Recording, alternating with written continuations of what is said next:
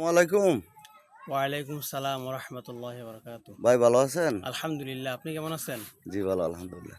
তো আপনি নিয়ে অনেক দিন আগে একটা ভিডিও করছিলাম। জি, জি, তো আপনি তো কোরআনে হাফেজ মাওলানা পড়তে আছেন। জি, জি, সামনের দিকে 1 বছর মাওলানা পড়ার বাকি আছে। জি, জি। তো এই ব্যাপারে একটু বলেন। বাচ্চাদের উদ্দেশ্যেও বললেন যে মানে বাচ্চার ভবিষ্যতে সমাজকে নিয়ে আর কি, মানে আসলে সমাজকে নিয়ে। কেন দিনটা শিখলাম বা জি, কোরআনটা কেন শিখলাম সেটাকে নিয়েই। জি, জি ঠিক আছে। আসলে বিষয়গুলো হলো, আল্লাহ রাব্বুল আলামিন তো আমাদেরকে দুনিয়াতে পাঠাইছেন। জি, ওমা খলাকতুল জিন্না ওয়াল ইনসা ইল্লা লিয়াবুদুন, যে আমি মানুষ জাতি এবং জিন জাতিকে সৃষ্টি করেছি যেন আমার ইবাদত বন্দেগী করে।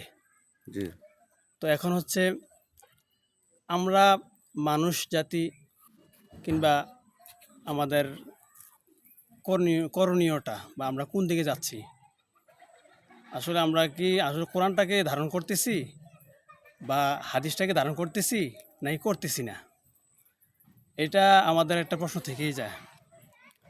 আর আল্লাহ তো নিজেই বলছেন যে আমি তোমাদেরকে শুধু আমার আবাদত বন্দিগি করার জন্যই সৃষ্টি করছি। আমিন। আবাদত বন্দিগি বলতে এখানে শুধু নামাজ, হজ, জাকাত, জিহাদ এগুলো শুধু আবাদত না, বরং আবাদত বলতে আপনি ব্যবসা করতেছেন, হালালভাবে ব্যবসাটা করেন, নামাজের সময় হলে নামাজটা আদায় করেন। তারপর আপনি অন্য অন্য কাজ করতেছেন কিংবা রান্নাবান্না করতেছেন, এর ফাঁকে ফাঁকে ফাঁকে যেই আল্লাহর বিধিবিধান আছেন, রাসূল সাল্লাল্লাহু আলাইহি ওয়াসাল্লামের যে আদর্শ আছে, এগুলো আপনি ঠিকঠাক মতো আদায় করেন। আর আমার মৌলিক যে বিষয়টা ছিল সেটা হলো যে ইসলামটা আসলে আমরা কে কতটুকু ধারণ করতেছি, সমাজের মধ্যে ইসলামের গুরুত্বটা কতটুকু। আপনারা দেখেন যে আমরা বিভক্ত হয়ে আছি, কেউ ইসলামিক দল করতেছে আর কেউ নন ইসলামিক, মানে ইসলাম ছাড়া। জি, আসলে ইসলামটা প্রত্যেকেরই প্রয়োজন ছিল, কিন্তু আমরা দেখা যায় যে ইসলামের পক্ষে কিছু মানুষ কাজ করতেছে আর কিছু মানুষ বিপরীতে আলাদাভাবে তারা নির্দিষ্টভাবে তারা তাদের ক্ষমতা পাওয়ার জন্য কাজ করতেছে।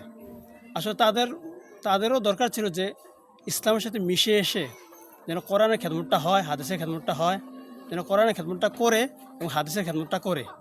কিন্তু আসলে এটা হচ্ছে না, মুসলমানদের মধ্যে বিভক্তি হয়ে আছে। আসলে মুসলমানদের বিভক্তির জন্যে আল্লাহ কোরআন পাঠায়নি, হাদিস পাঠায়নি। মুসলমানের একত্বতার জন্যেই কিংবা মানুষদের একত্বতার জন্যেই আপনার কোরআন হাদিস পাঠিয়েছে।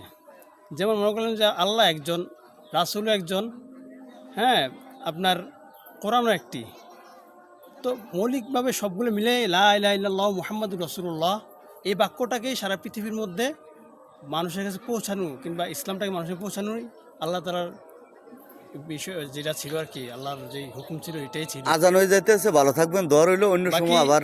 বাকি আপনার আমরা বিচ্ছিন্ন হয়ে আছি, তো আমরা চাই আল্লাহর কথা অনুযায়ী ওয়াতাসিমু বিহাবলিল্লাহি জামিআ ওয়া লা তাফাররাকু। হ্যাঁ, আল্লাহর রজ্জুকে আঁকড়ে ধরা এবং কি আমরা যেন এক হয়ে যাই, আমরা যেন এক হয়ে যাই, এটাই আর কি। ভালো থাকবেন, হ্যাঁ। আসসালামু আলাইকুম ওয়া রাহমাতুল্লাহি ওয়া বারাকাতুহু।